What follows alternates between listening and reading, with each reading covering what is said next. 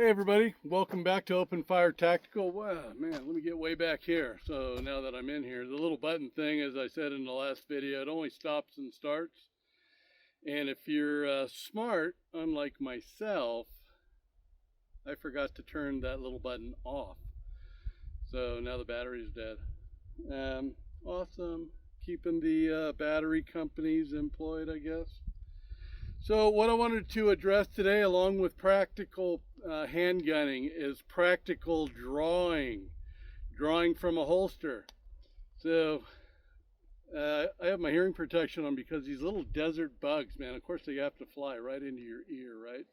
There's nothing more annoying than the high-pitched sound of a bug or a mosquito.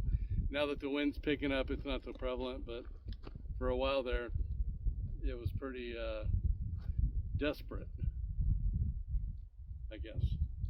So anyway, I'm still the only one out here. So the range is safe with just me, or it could be dangerous because it's just me. But practicing from withdrawing. So I pick up my shirt and show you my big, fat, ugly belly. Disgusting. But as we get older, man, we all have these bellies, you know, and it is what it is.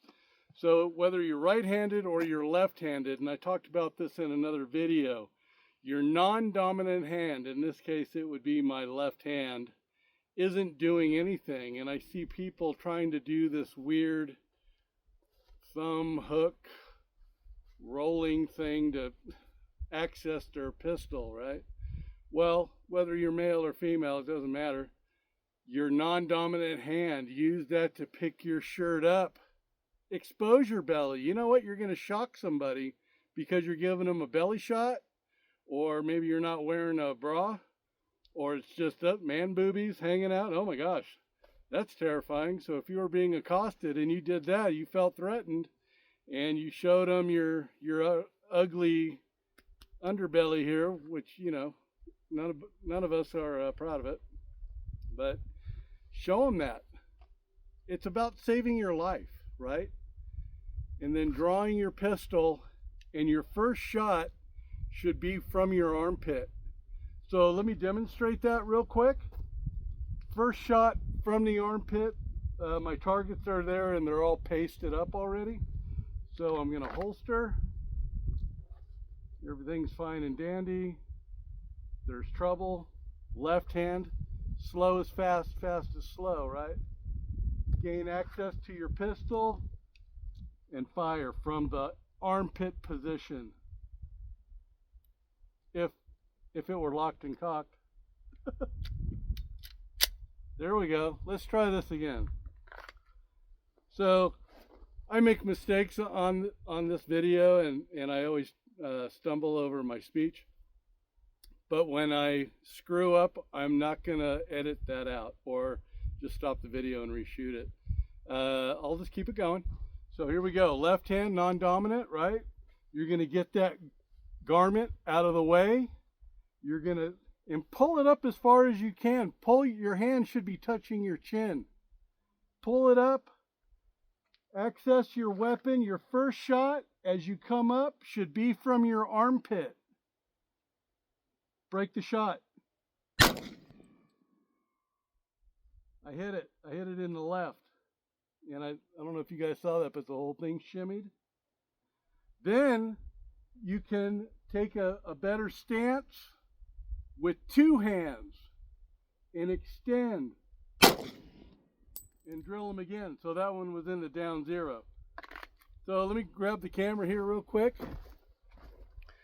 There was two shots. There's two holes. Let me, and there was two people standing here, right? So there's no holes on this guy. He wasn't the threat, but he was probably an accomplice, we'll say. And then there's this guy. So that was my aimed shot right there, and that was the first shot. So people can't shoot these when they're trying. It's a 2-inch, but when they're not trying, they shoot the hell out of them. So yeah, blew it apart. So it is what it is, but that is a hit. And in the real world, and of course I'm shooting at a weird angle too because I'm trying to show you guys and I'm not making excuses by any means.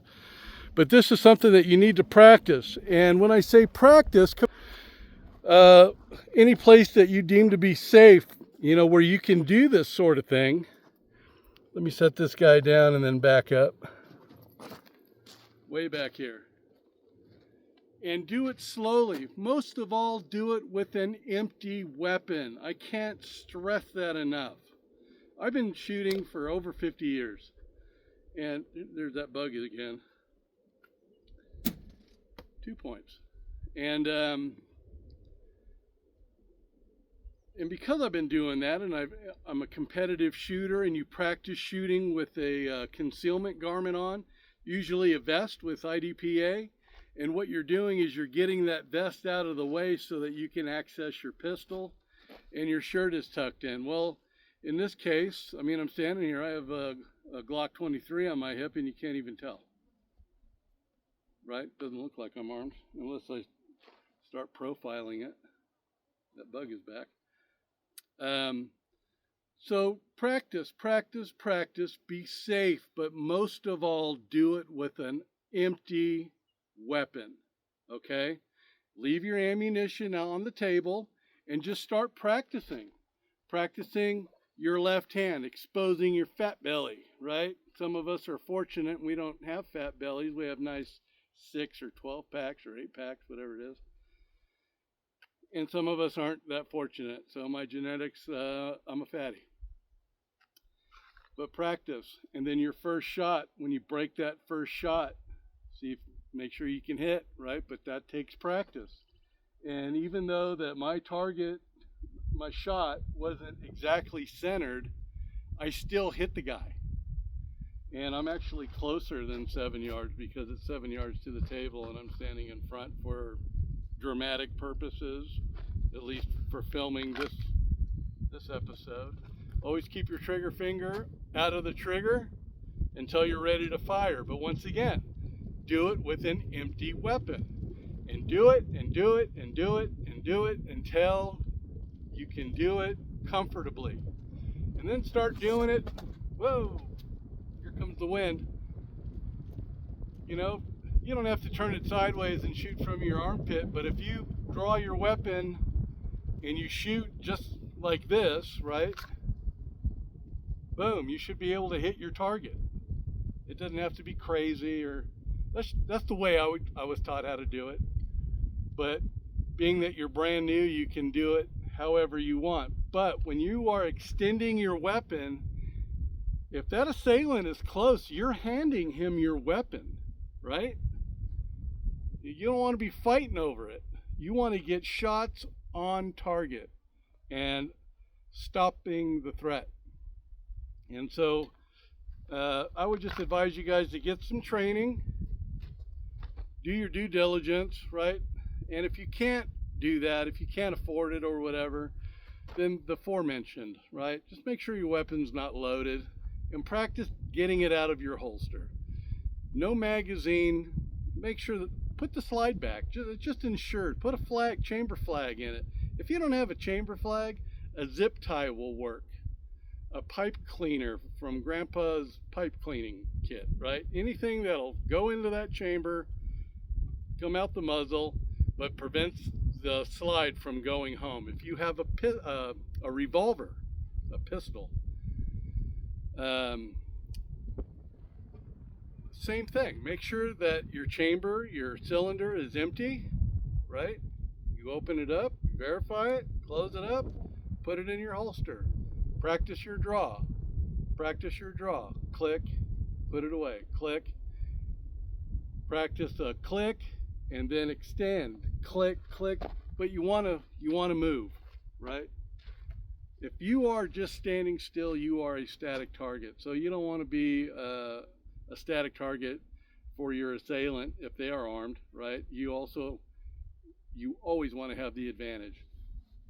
So in these situations, you know, practice, practice, practice, and then always have your head on a swivel. When you're getting gas, I lean up against my truck and I'm surveilling my surroundings. I'm checking my six. When you hear six, I've heard people, they don't know what that means. It means directly behind you. So if you look at a clock, the old analog type, not a digital, right? You have your 12 o'clock and you have your 6 o'clock. So you're 6. 3 o'clock, 9 o'clock, right? So with that being said, you guys, tell me what you think in the comments. Am I an idiot? Am I doing things wrong? Is there something that you want to add that you want me to address? Please feel free. I can take it. So I'm encouraging you. I'm not encouraging keyboard trolls, but they're out there. You know, I get it. It is what it is. But you guys who have subscribed to me, man, you know, when I'm talking to you, I'm talking to you from the heart, and it's because I care all about you. Even though I don't even know you, I care about you guys, and I care about you because you're interested in the shooting sports and you want to stay alive. If we were doing this in the middle of the night, which I have been thinking about doing a video, the bump in the night, and clearing my house, you know, with my wife behind me because her and I are the only ones in the house.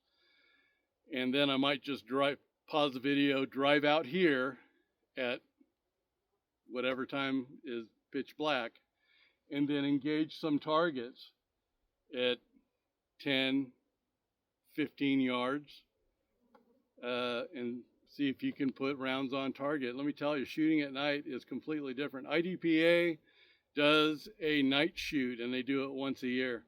And it's extremely difficult in trying to do a reload with a flashlight. So the rules don't allow you to have a flashlight mounted, so you have to hold it. And you're holding your pistol, and you're holding your pistol, or you're holding your pistol and you're holding your flashlight. I just doubled myself. That was stupid. So you have to figure out, how do you hold your pistol and a flashlight at the same time without goobering yourself up? And then how do I do a reload and not dropping my flashlight? Well, you have to figure that out. Some people put it under their chin. Some people will bite onto their flashlight. But if you were to do that, you are illuminating yourself. So something to think about, all these crazy things that go into play. And hopefully you guys get out there and practice and put some bullets on targets and have a good time doing it. And mostly and above all, being safe while you do it. All right, you guys, I'm Buttonhole. Thank you once again so much for tuning in. I appreciate you all very, very much. Have a blessed Memorial Day. Today is Sunday, so tomorrow is Memorial Day, and I just wanted to say thank you to all of our veterans, past, present, and future, and especially those that have paid the ultimate price. We wouldn't be able to do what we do today if it wasn't for them laying down their lives. And you know, the gratitude that I have is more than I can put into words. But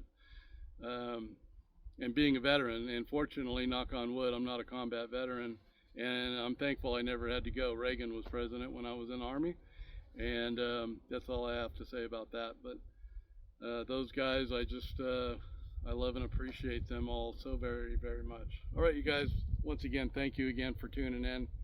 Have a blessed Memorial weekend. Be safe and enjoy your barbecue.